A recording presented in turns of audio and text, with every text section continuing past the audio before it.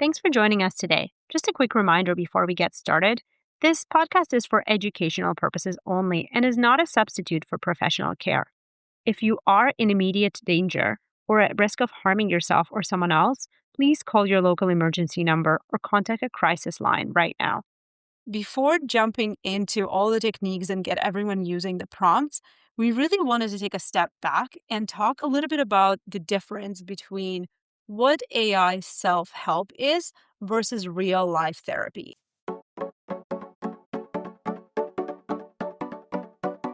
This is the AI Therapy Podcast, Where we discuss mindful use of AI for self-help. A consumer insights nerd and a techie are joined by a practicing psychologist to unpack when AI can be helpful, where it shouldn't be used, and best ways to interact with AI to get the support you need. AI Therapy Podcast, practical tools, real talk, and a mindful take on technology. All right, welcome to the episode, everyone. Before we get started, I do want to do a quick call out. Today's episode is not going to be its usual format of the episodes that you'll see going forward.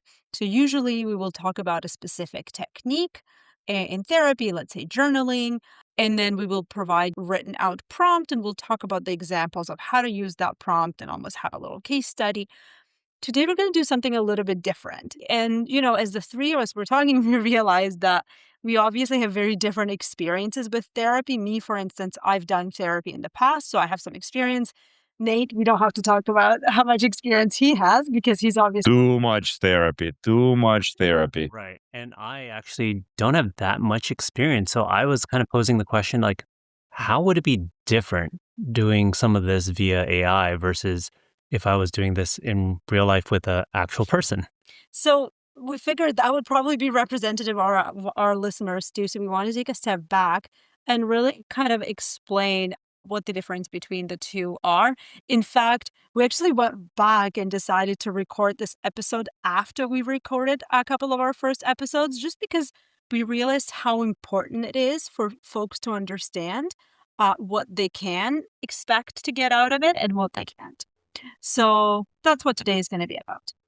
Yeah, and as Masha mentioned, we really want to bring home this point that what you get with AI, at least for now, at least with the tools that are readily available for you these days, is really AI self-help. Think about it as exercises that you used to be able to do before. For example, you would buy a book on cognitive behavioral therapy and it will teach you to do certain exercises. So AI facilitates that or does stuff similar to that. And of course, much more exciting and way more advanced and way more personalized and interactive. But still, the point is for now, and we will talk further along the line in this podcast about actually the possibilities and ways folks are starting to develop to start to do some type of therapy, specific therapies with AI.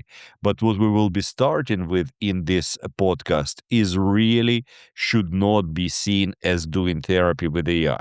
What you're doing here is doing self-help with the help of this very advanced, very powerful tool which can bring your ability to help yourself to a totally new level compared to what it would have been, for example, with books or pen and paper exercises. But still, it's self-help.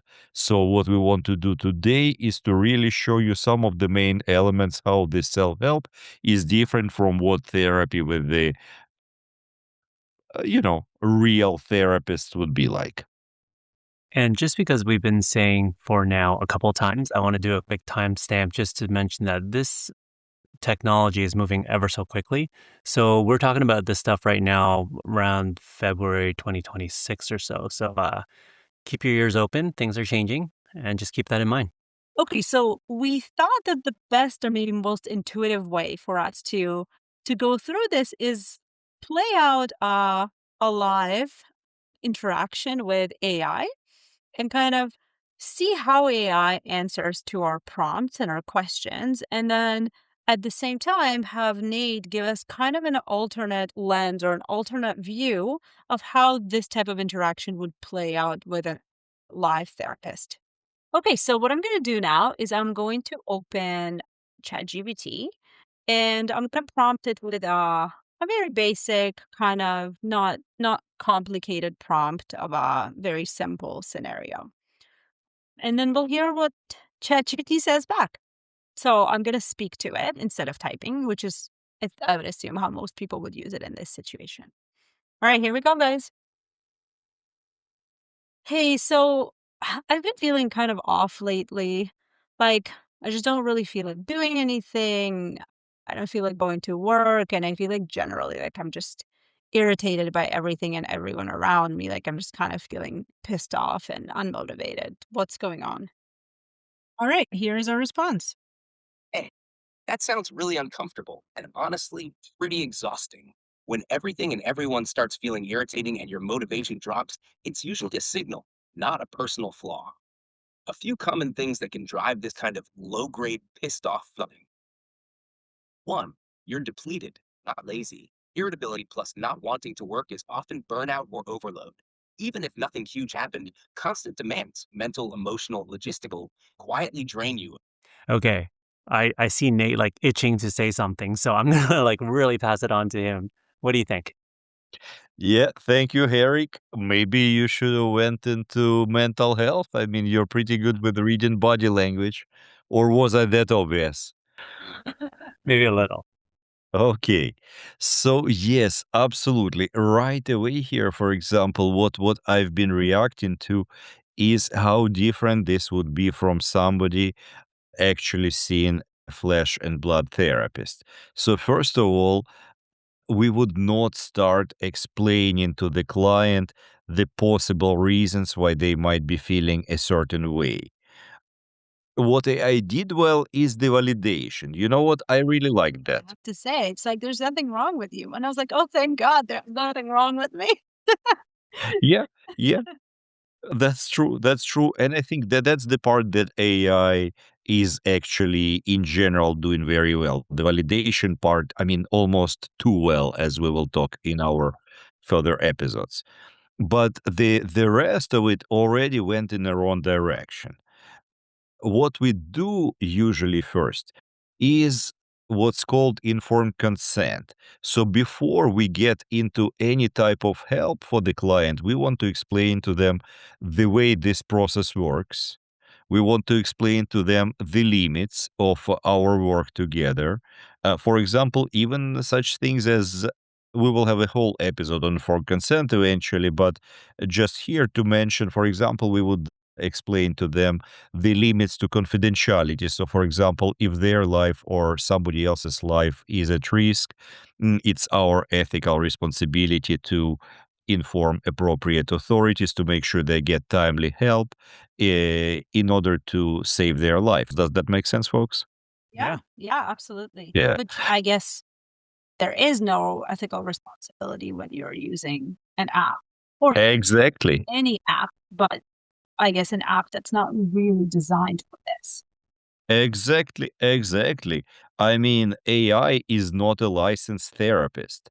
There are projects out there when agentic AI is being used as a way of possibility of providing therapy in the future, where agents would be trained by actual real therapists. But we are talking future, and maybe it's very near future, considering how fast things develop, but we are not there yet, right? So there is no accountability or responsibility here. I mean, quite often AI can hallucinate, can get very directive, can validate self-harmful or risky behaviors, and there would be nobody to be held accountable for, right? So this is, for example, how it's different. Another aspect of informed consent is limits to confidentiality. I mean, we don't know. Masha, when she was starting to talk to AI, did not ask, and AI didn't bring up the limits to confidentiality or how the information will be preserved or not preserved or how it will be used. That's another difference. And there is so many difficult aspects of informed consent that basically I will want to educate folks. So once they engage in this journey of exploring how AI can be helpful for their mental health, that they should keep in mind in terms of especially the difference between working with a therapist and using AI for self-help? So I guess to summarize, the first kind of we went wrong here. Not wrong, but we didn't go in the right direction right away because it jumped like a good friend right away into solution mode rather than really understanding the context and the situation and the background and everything else, right? And like even we didn't listen to the entire answer, but like at the very end, right? The way, and AI is always trying to keep you engaged. So the way it kind of suggests next steps to me is it's saying, if you want, we can figure out if this is more like burnout or emotional overload or something physical. But what you're saying, Nate, is we shouldn't be jumping into figuring out what this is yet. Like we need to really understand the context first. Exactly, exactly. And this is probably even more of a concern for me and even more of a key difference from working with a therapist and using AI for self-help, because what you were saying, Masha, about the context, yes, this is our first job as therapists, as psychologists, counselors, any type of mental health professional, psychotherapist, etc., psychiatrist, you name it. Our first job is to do what we call assessment, to collect the context, to understand what client is experiencing in the context of their life. But there is a lot of models for doing it. For example, in counseling, quite often one of the models we utilize is biopsychosocial, which looks at different components of individual's life. But we would ask questions. Okay, how long has it been happening? What do you make out of it? Why now are you seeking help? Is there any type of possible explanation that you are finding for it? What does it mean for you that it's happening to you right now? How long has it been happening for you, etc.? So actually, as you're saying all these questions, I'm like, so do we now see if using these questions we can kind of go back to ChatGPT and try to like course correct? Like, do we? And obviously, again, we'll give folks proper prompts going forward. Right. But based on where we are right now, like this live example, should we try that? Exactly, exactly. So for now, that's what we'll try to do, and that's what folks will have to try to do in the future with their own prompts. You will have to, and this is exactly one of the main goals of this podcast, is to teach you how to write prompts or how to course correct or how to train AI to provide help that is most targeted and most personalized. So while it still will not be therapy, at least for now, it will be self-help, but it will be more focused. So instead of jumping into providing direction and being directive, it will collect appropriate information and try to find out what you're hoping to get out of this process instead of right away jumping into next steps and giving you directions and practical steps as it gave to Masha. Because a lot of clients are not even in therapy for practical advice. And in general, practical advice is probably the least useful investment in therapy. That I mean, you get so much more out of therapy than practical advice. I mean, for that you can go to your neighbor or your friends. They're quite often very willing and ready to do that. How good is the advice? I don't know about that, but okay. Right, right. But we don't judge. We don't judge, right? I We judge. don't. I judge all the time. So it's okay. See, come on, friends All are right. friends. Yeah, neighbor advice is great. Okay, so Nate, so what should I ask ChatGPT? Maybe one of the first things we can tell in this case to experiment with ChatGPT, we can tell it, I'm not looking for advice. I'm not looking for practical solutions. I'm looking to understand my situation better. So, can you start by asking me appropriate questions to better understand my situation prior to helping me make more meaning out of it? All right, let's give it a try. Okay, so we've put that in. I'm gonna play the response now. Got it. Thank you for saying that so clearly. That helps a lot. Let's slow this down and just understand what's happening, not fix it. I'll approach this like a gentle intake, open ended, no pressure to be right, and you can answer as much or as little as you want. Some questions may feel more relevant than others. That's information too. 1. Presenting experience. If you had to describe your current state in one sentence, what would it be? What words fit best right now?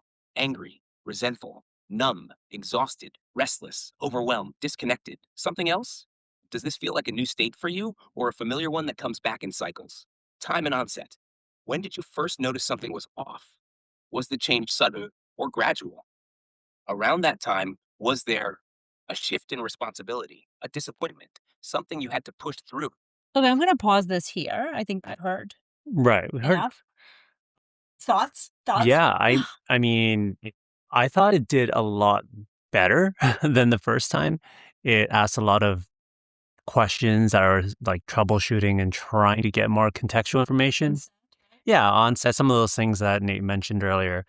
But ultimately, I still found, it's not very, it's not like a real conversation. Typically when you're talking to someone, you're not doing a monologue with a ton of questions and expecting them to answer and remember every single question you asked from there right away. So it does get tricky. And I would assume when you're talking to a real therapist, it would be like a normal conversation where they pose a question, see how you react. Wait, right? Pause. Like take a Whoa. breath. Yeah. And then maybe you guys bounce off of each other's ideas and kind of some kind of special chemistry happens and some magic occurs from there, right? I don't know. That's my first take on things. I don't know. What do you Yeah, guys and think? to your point, like for context for listeners, there's basically gives us like 7 different points. So by the time it got to the end of the second one, I was like, wait, like what did it say in the first one? Like I don't even know what I need to answer at Okay. this point. I will say that's probably one of the limitations of the technology at this moment in time. Again, technology is changing ever so much, so you don't know how it's going to change in the future. But in the future episodes where we actually will do prompts, we will specifically try to program or set up our prompts in a way to ask questions one at a time, be a lot more, yeah, more like a conversational flow that you won't get overwhelmed and you can answer accordingly a bit at a time and kind of flow with it in that manner. Right. Nate? Yeah, I absolutely agree with those points, folks. I mean, I don't have much to add other than to say yes, absolutely. The conversation with a therapist would be very much client-centered, right? So the therapists often are encouraged, that's how I train my students, to follow the client. So, of course, we don't bombard them with so many questions. It feels overwhelming. And like you said, Masha, even in writing, or it would be overwhelming to read this whole list of questions. Usually we ask them one by one. Actually, it's one of the best practices that I teach students.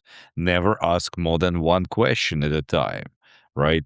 Let client answer one question and then you follow it up with another question and you go in a direction that seems to be emergent. That, I mean, on one hand, you keep in mind what you're trying to assess, what type of information you're trying to collect, while on the other hand, you're still trying to follow the client and make the conversation feel as natural as possible, right? And another point about client centeredness, it is still very directive. It is still very directive. For example, when it started in the very beginning of the response, it starts asking you, how do you feel? Do you feel angry, resentful, and at least a whole bunch of other emotions? We do not want to be providing answers to a client.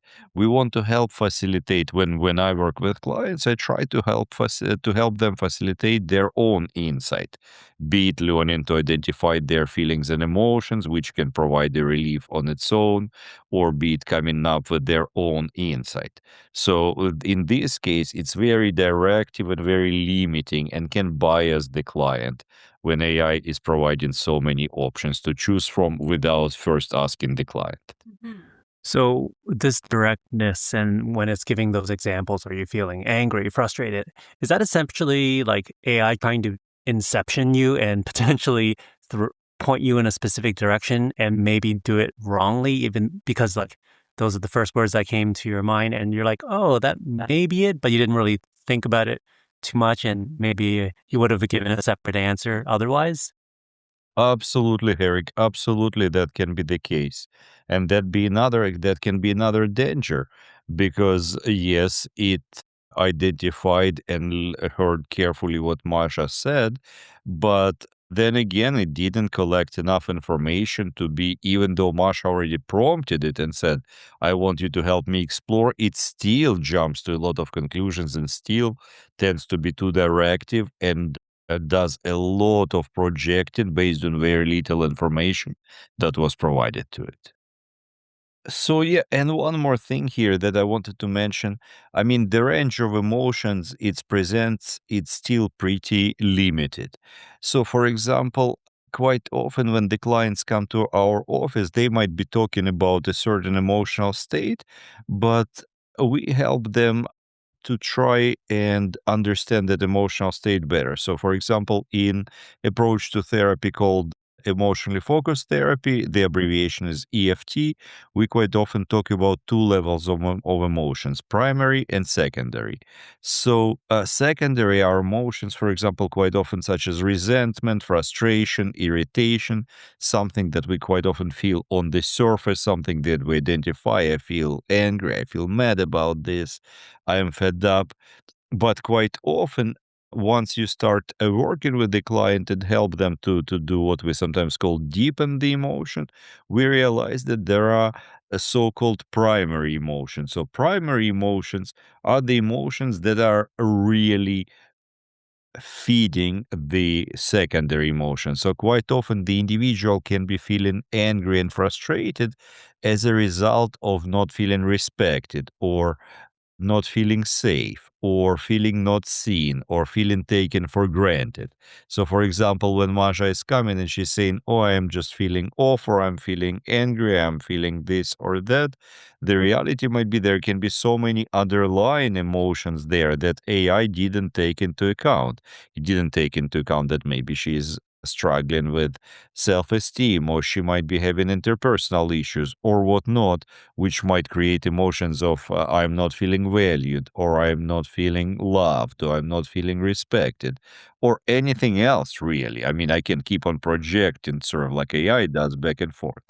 But by just sort of limiting this response to the emotions, at least it can bias the client and miss very important emotional exploration, which ideally would have been done by a therapist in the assessment stage. Right, that's really interesting. Like anger is it truly is. It's such a primary emotion, and then like even like in the most basic media and movies, right? It's always anger, and then anyone starts digging a little bit deeper, and you understand it's really not about that. There's some underlying issue.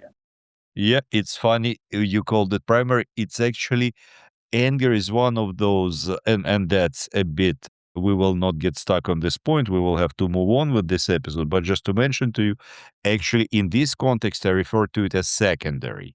Secondary are the ones more on the surface. Primary are the ones, but it's funny that you've mentioned that, because there are some emotions, and anger is one of those that can sometimes be primary or secondary. So sometimes anger can really be a primary emotion, so we don't know. But in this case, once again, it wasn't assessed. So kind of your first words were taken for granted, and I would have loved it to facilitate more exploration with you. Definitely something I would have done with a client of mine.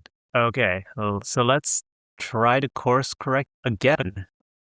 What should we say to AI this time to get us back on track? Well, I mean, maybe once again, I would come back to it and say, can you please not be as directive and just facilitate my exploration without interpreting so much for now? And B, ask me one question at a time till you reach a point where you feel that you've got all the main information in order to help me deal with the initial question that I posed to you. Okay. Okay, let's give that a go. All right, here we go. Here's our answer. Yes, thank you for the correction. You're right, and I appreciate you naming it. I'll slow this way down and keep it light, spacious, and non directive. Let's do this one question at a time, and I won't move ahead unless you answer or tell me to. First question, very, very open. What made you decide to talk about this today specifically? You can answer in a sentence, a few words, or not fully formed thoughts. I mean, that was pretty good. I think it took the feedback They and learned. yeah, and slowed it down a bit. Definitely did not feel nearly as overwhelming. Yeah, I agree. I mean, I'm loving how validating it is, eh? It definitely makes you feel heard. So that's good. That's the part of it that it seems to be doing very well. Still, to my if you were to ask me, it's a little bit too directive. For example, the part where it gives options when it says you can answer in a sentence or in bullet points, etc., etc., etc. Obviously, this wouldn't be the natural way I would be talking to a client. I wouldn't be telling them how to answer. I would just let them answer in a way they would like to answer. But then again, I mean, I guess it's done differently in a self-help exercise because here, as in a book, for example, or something like that, it helps you how to formulate your thought and how to answer. Which, if you think about it, is not necessary because it can, let's say, if you answer too briefly or not clearly or need to provide more information, we would eventually train our prompts, our AI agents to just learn how to ask follow-up questions without telling you how to answer. Right. I mean, I also, yeah, agreed with everything you said. I also, what I do like about this is really the openness of the question. So, like, I kind of just feel like talking now. I want to tell it why I decided to start today. And my hope would be that I could pick up on some themes and kind of start digging a little deeper. But I don't know, do we want to try that as, as our maybe final closing question? Sounds good to me. And I agree with you, Masha. This is a great question. This is the type of very realistic type of question for a change. Unlike the questions that we've gotten before, that it's very close to what I would have actually asked a client when they were coming to see me for the first time. Okay. Okay, great. So let me respond. And then we'll see. Is it going to start jumping into solutions or actually going to stick to its promise of asking me a couple more contextual questions? Okay, okay, I'm holding my breath All here. right. Okay, let's try. I guess I just, as I said before, like I haven't been feeling great. Like my mood is not good. I feel like I'm snapping at people. And so I kind of just want to start feeling better. And I'm hoping you can help. Thank you. That makes sense. And I hear that this is less about fixing and more about wanting to understand what's happening. So feeling better feels possible. I'm going to reflect just one thing back, then ask the next question. What I'm hearing is your mood feels off enough that it's starting to affect how you show up with other people. And that's what made this feel important now. Let's stay with that. Next question, just one. When you notice yourself snapping or feeling irritated, what's the feeling right before that? If there is one.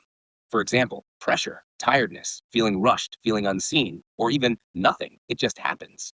Any answer is okay. I think that's pretty impressive, actually. Yeah, I agree. It's getting better. It's getting better, but we still see it being too verbose. So the answer is still very long. I was getting lost in the interpretation or validation of the emotion, for example, and the next question. And also, once again, it does the same mistake of giving you the answers, right? So we can see how sometimes it might take a while to really train our AI model to be helpful in ways that are not directive. Yeah, but I would say even with all that, given we just spent like 20 minutes and gave it two corrections, it's already doing a lot better in what we needed to do, right? And like with every step, we are like live training this thing to do what we wanted to do. Yeah, I agree. Just speaking like a common user, I don't know if everyone would want to spend 20 minutes and would have the know-how to ask follow-up questions in a specific manner to try to get a better outcome. So That's just something on the top of my mind in terms of some of the limitations or constraints around AI at this current moment in time. But like shameless plug, this is where we come in, right? This is literally why we're here. That is true. That is true. That was not rehearsed, by the way. Just sharing my feelings. Nice setup, folks. Nice setup. Okay, so aside from the fact that it still gave somewhat of examples when it said, for example, pressure, tiredness, etc., it did ask an interesting question around like, what is the feeling right before that? And if there is one, what do you think of that, Nate? Is that like getting back on track? Do you wanna read out the question? Sure. It was when you notice yourself snapping or feeling irritated, what's the feeling right before that, if there is one? Yeah, that question in particular, I do like.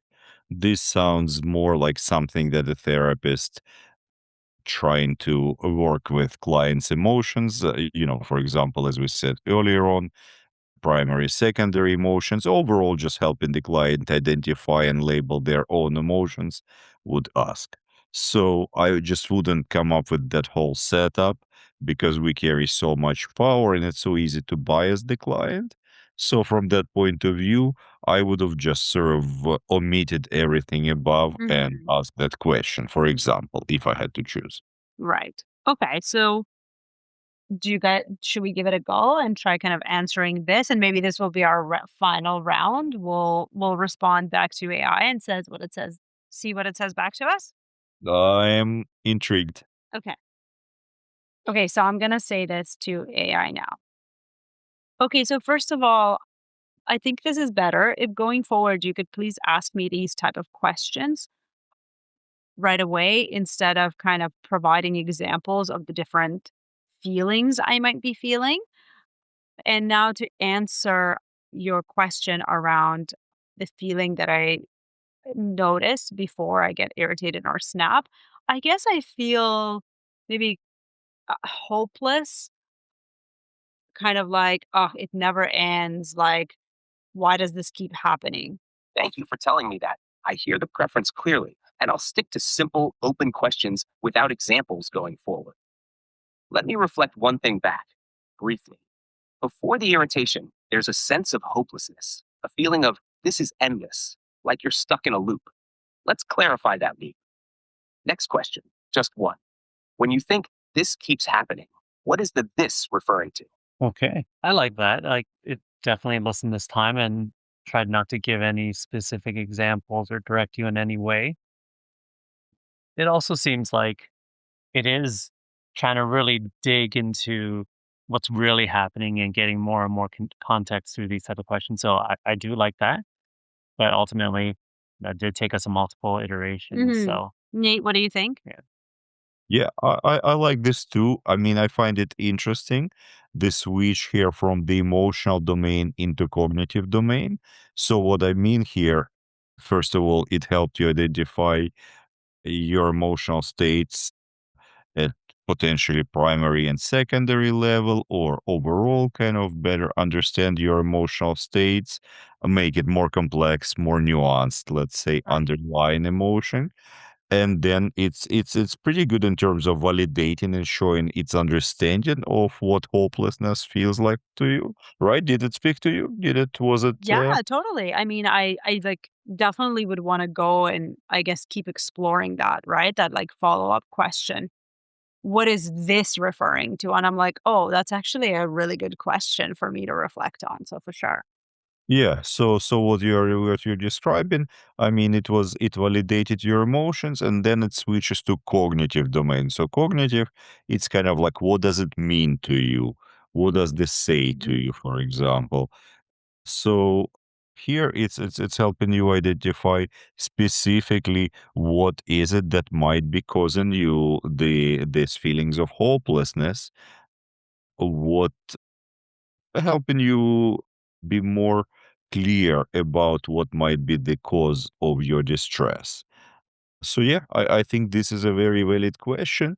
And what it moves into helping you generate your own insight, helping you make more meaning, facilitating self-reflection, which I think it's a great tool for now, and it's done pretty good job in the end, sort of getting better in helping you identify and label your emotions and Right. emotional states. Right.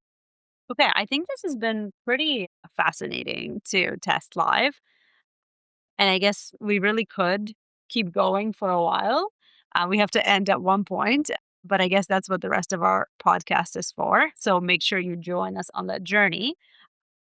Before we wrap up, Nate, Herrick, is there anything else? Like, I know we've covered a lot of topics and we'll summarize them, but is there anything else that we haven't touched on in terms of like what are the key differences people should be aware, as we talk about AI self help versus real life therapy?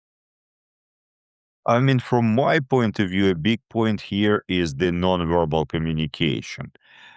So what we do quite often, and I mean, this is at least with ChatGPT or with some of the main platforms right now is not readily available. We do a lot of assessing and intervening through nonverbal communication, nonverbal cues. What I'm referring to is, for example, eye contact, facial expression, body language, Right. size, etc. Right? So it is not something that AI was able to assess. I Hmm. mean, it wasn't able to see your facial expressions. And this is definitely something very doable, probably in the very near future. Right. But for now, it's not something that most folks have access to. And I'm not familiar of any sort of mainstream available software able to provide that.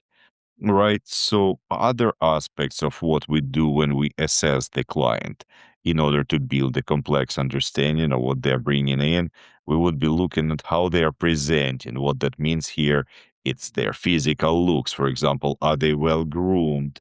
Are they appropriately dressed? Personal hygiene, and so on and so forth. Right.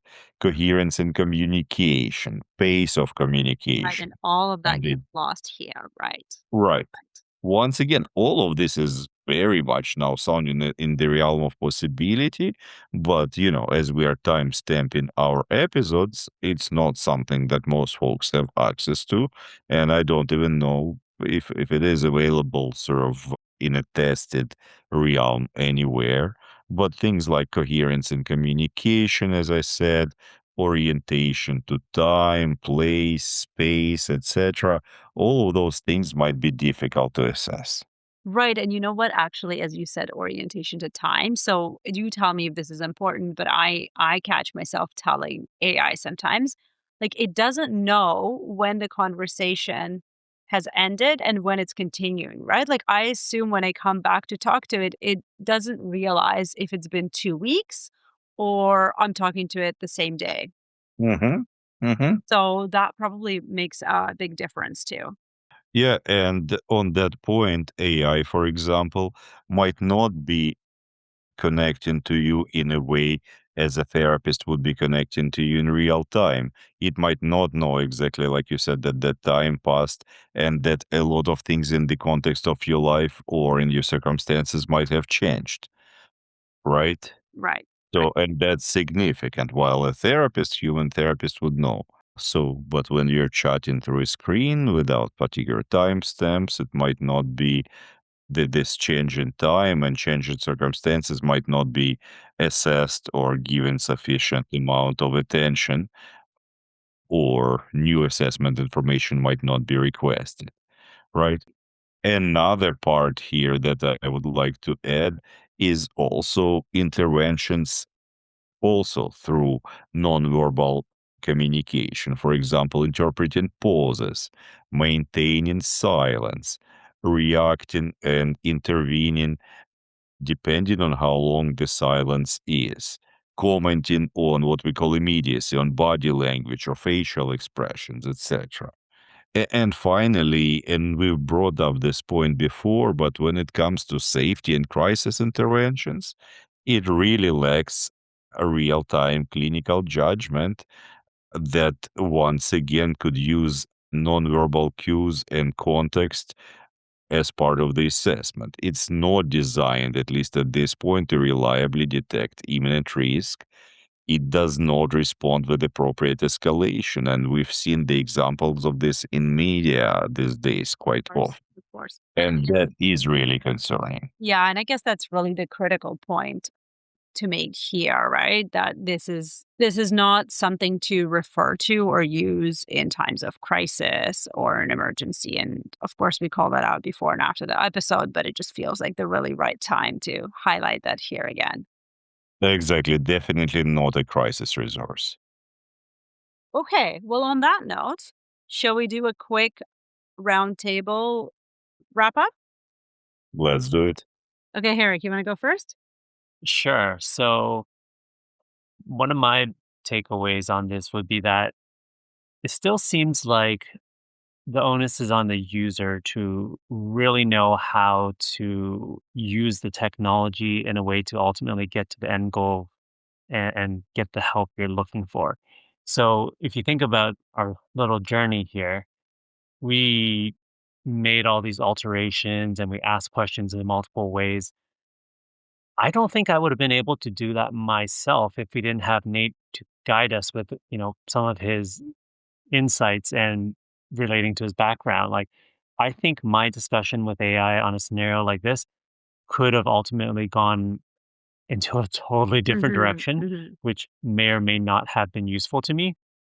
And again, that kind of just reminds you of one of the traps of AI is that it is really darn convincing. So when it says that, I'm like, you're right. I am angry, even though I may or may not have been, but it's so convincing that, I just want to follow along. So just, yeah, learning to be mindful of that and to ask the right questions to try to get me closer to where I want to get to.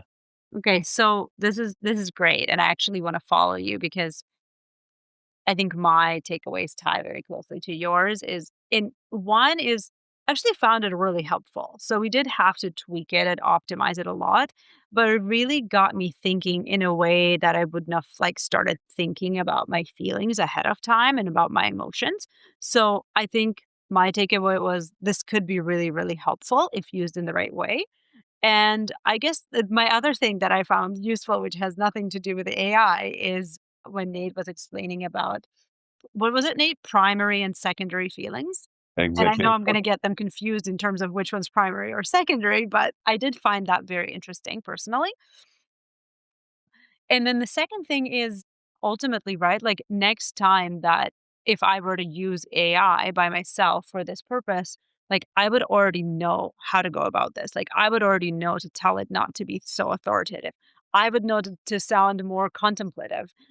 I would know to tell it to not give me examples, right? So I would already know kind of how to be very prescriptive with my prompt in terms of exactly when I want to get back. And Mhm. that leaves Nate. Yeah, no, I mean, this is so fascinating. I mean, I really like this little experiment that we've done, and brainstorming and sharing it together brings me back to sort of our initial question in terms of how different it is from really working with the live therapist, let's say, right? And how different it is from a therapy process. Because, I mean, therapy, I mean, what some of sort of very casual ways of defining it, it's ongoing professional care where we have assessment, where we have case formulation, meaning sort of us forming understanding of what's happening with this particular client and trying to apply particular theory to explain what is happening there and to inform the best ways to help them, what we call treatment planning, risk management, and so on. So when it comes to AI, it is not at this point a relationship-based clinical treatment. There is no accountability, as we said. Professional duties are not governed in the same way as it would be otherwise in with the sort of governing body, for example, for licensed professionals. There is no guaranteed continuity, there is no documentation, standards or requirement, or clinical supervision if somebody is going to train an agent, for example, AI agent. Once again, I mean, does the agent have to meet the same amount of hours? This is unexplored territory. It's not something that's standardized, guaranteed, tested enough. So these are key differences, and not to say that I mean, the reason we're doing this podcast because people are using it, and there is a lot of use on it. But since folks are using it, it's pretty important for us to at least help them do it in a more informed, more conscious way. Beautiful. Thank you. Well said. Okay. Well, I think we will wrap it here. Thank you, folks, for joining us today. Hopefully, you all found it as insightful and interesting as we did. You can find a sample prompt of what we discussed in the show today in the show notes. Thanks for joining us today. Just a quick reminder before you go, this episode is educational and not a substitute for professional care, and listening does not create a therapist-client relationship. If you are in immediate danger or at risk of harming yourself or someone else, call your local emergency number or contact a crisis line right away. All right, we'll see you in the next episode.